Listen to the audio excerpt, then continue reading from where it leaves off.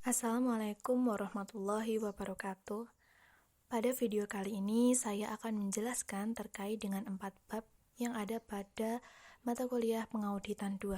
Untuk bab yang pertama tentang audit siklus produksi, bab kedua terkait dengan audit siklus investasi, bab yang ketiga terkait dengan audit siklus pendanaan, dan yang keempat audit saldo kas. Sebelum masuk pada bab pertama, perkenalkan, saya Lutfiah Trisnari Nanti dengan NPM 22401041177. Baik, langsung saja untuk bab yang pertama, membahas terkait dengan audit siklus produksi. Siklus produksi sendiri merupakan aktivitas yang terkait dengan pengolahan bahan baku menjadi produk jadi. Aktivitas ini berupa konversi bahan baku menjadi produk jadi atau yang biasa disebut dengan produksi. Siklus produksi terdiri atas yang pertama yaitu production planning and control, yaitu ketika perusahaan yang akan melakukan produksi perlu memiliki perencanaan yang matang terkait dengan tipe apa saja dan jumlah barang apa saja yang akan diproduksi. Kemudian yang kedua yaitu pengendalian jumlah persediaan, merupakan biaya yang akan digunakan untuk produksi suatu barang. Kemudian yang ketiga, transaksi dan peristiwa yang terkait dengan proses produksi seperti biaya tenaga kerja langsung, biaya overhead pabrik yang akan muncul saat produksi itu berlangsung. Transaksi produksi ini dimulai pada saat bahan baku. Transaksi produksi ini dimulai pada saat bahan baku diminta untuk diproduksi dan diakhiri dengan pemindahan produk ke barang jadi.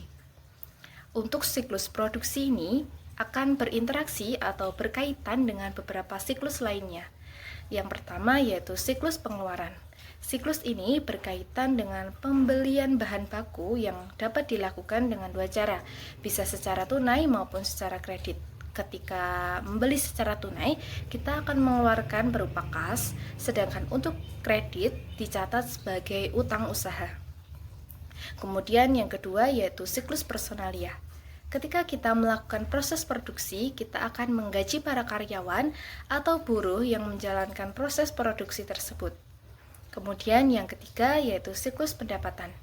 Ketika produk jadi atau barang jadi sudah siap dan dijual oleh perusahaan, perusahaan akan menerima penjualan secara tunai yang disebut dengan kas ataupun secara kredit dicatat sebagai piutang usaha.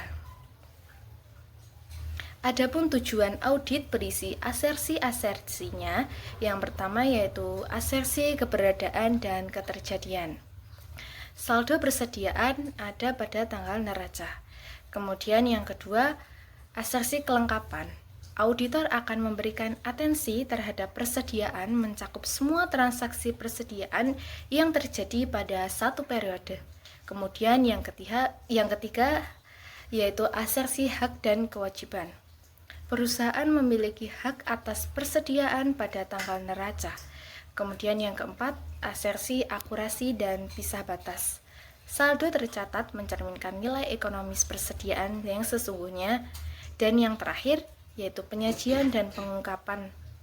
Persediaan diklasifikasi secara tepat pada neraca dan diungkapkan pada catatan atas laporan keuangan atau CALK.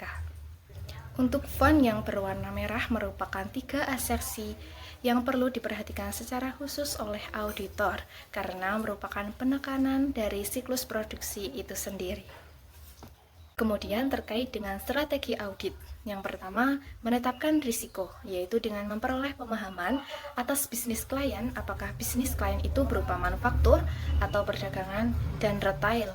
Ketika perusahaan manufaktur, maka bisnis intinya adalah memproduksi barang. Ketika perusahaan distribusi, dagang dan retail yaitu berfokus pada manajemen persediaan.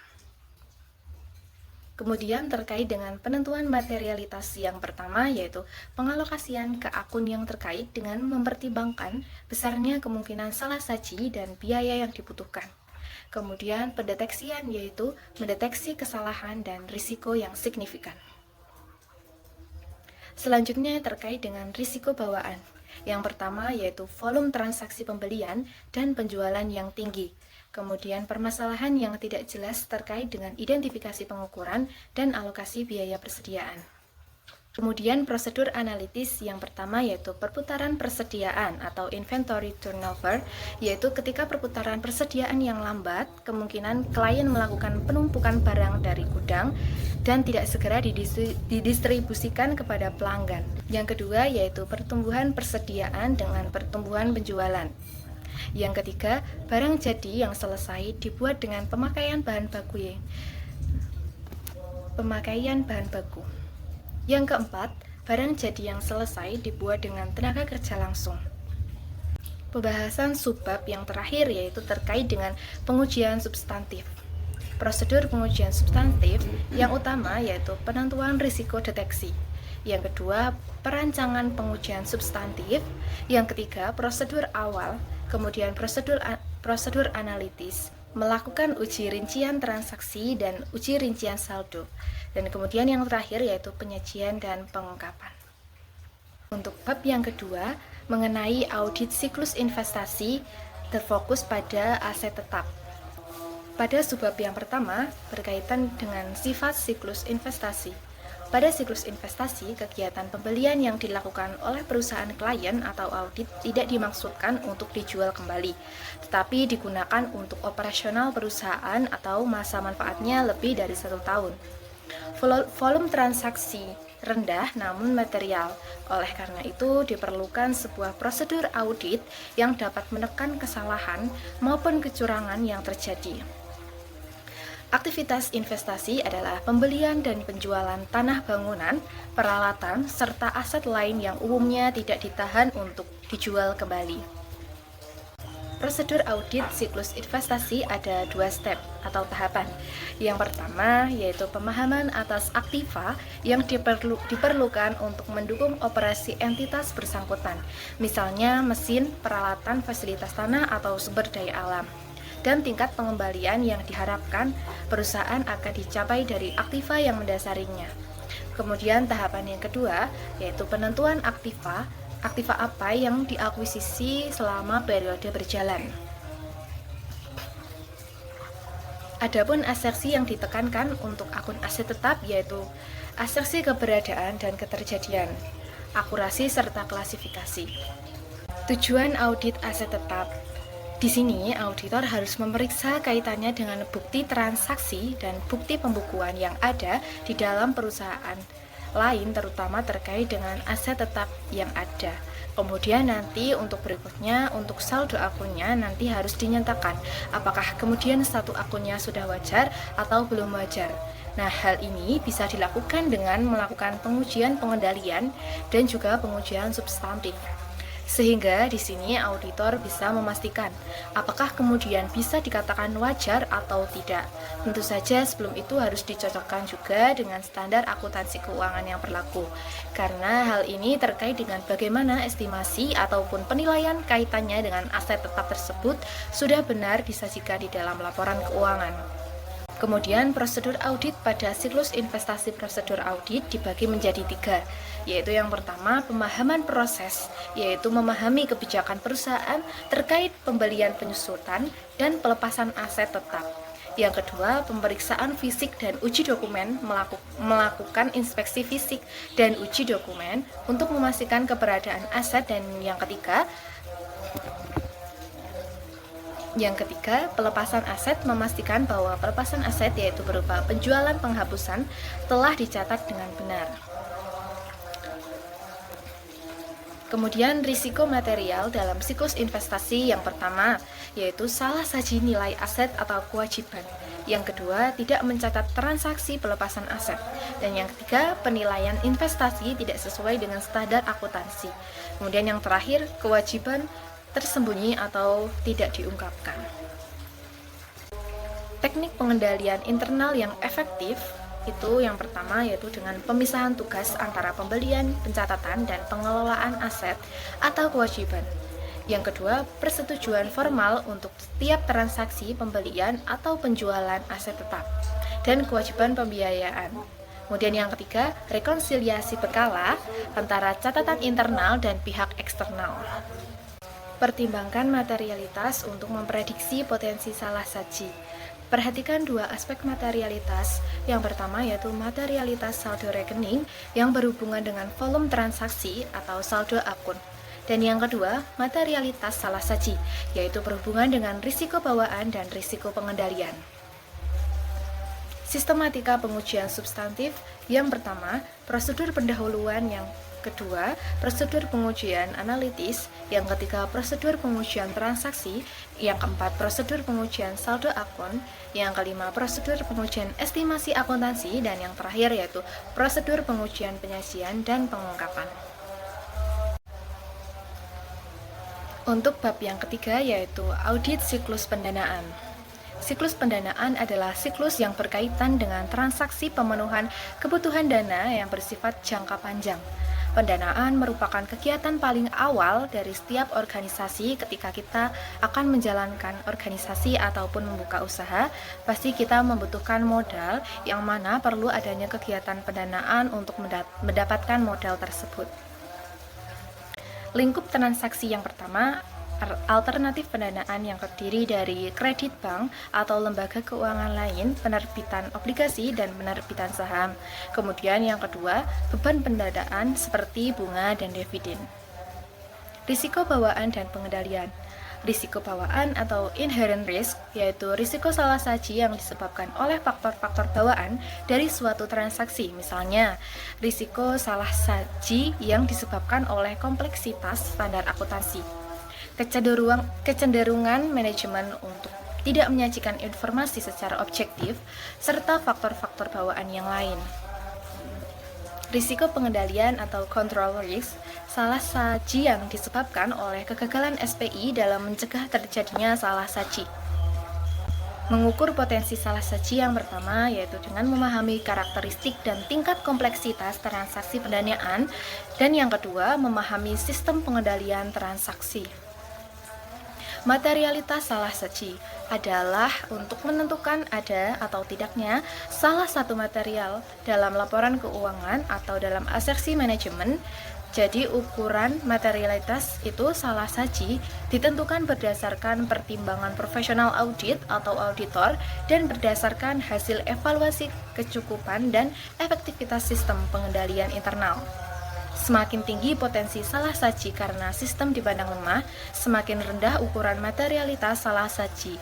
Bisa dilihat di tabel tersebut, yaitu jika SPI-nya lemah, maka potensi salah saji akan semakin tinggi.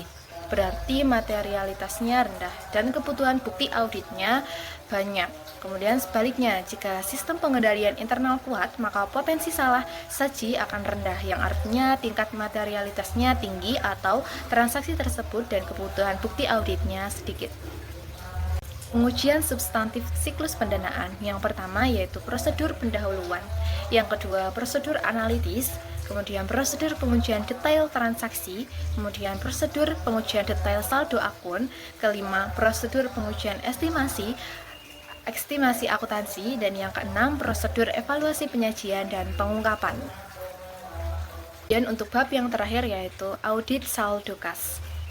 Kas sendiri terdiri dari uang tunai atau biasanya kertas dan logam, pos wesel, sertifikat kasir, cek pribadi dan bank draft, serta dana yang disimpan di bank yang pengambilannya tidak dibatasi oleh bank atau perjanjian lain. Maka dari itu, kas yang dicantumkan di neraca terdiri dari dua unsur yang perlu dipahami. Yang pertama yaitu kas, dan yang kedua kas di bank atau biasa disebut dengan kas dan setara kas.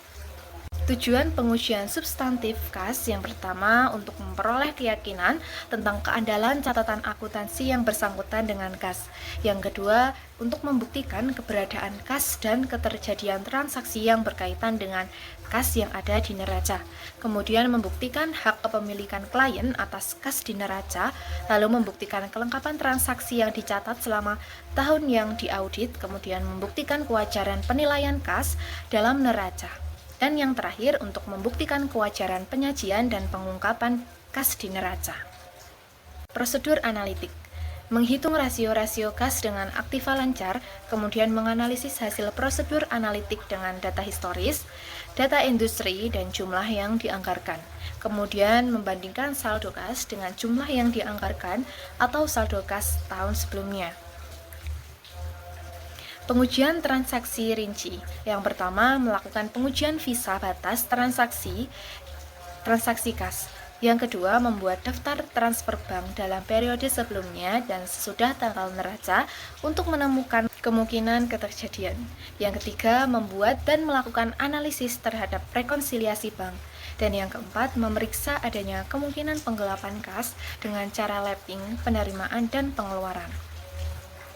Pengujian pisah batas transaksi kas.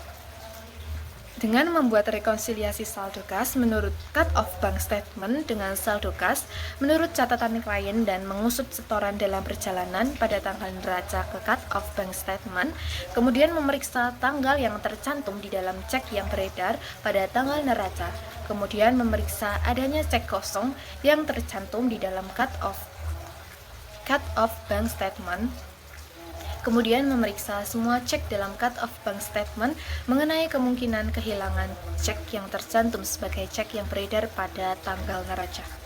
Dan pengujian akun rinci, yaitu dengan menghitung kas yang ada di tangan klien, melakukan rekonsiliasi catatan kas klien dengan rekening koran bank yang bersangkutan, kemudian melakukan konfirmasi saldo kas di bank dan memeriksa cek yang beredar pada tanggal neraca ke dalam rekening koran bank.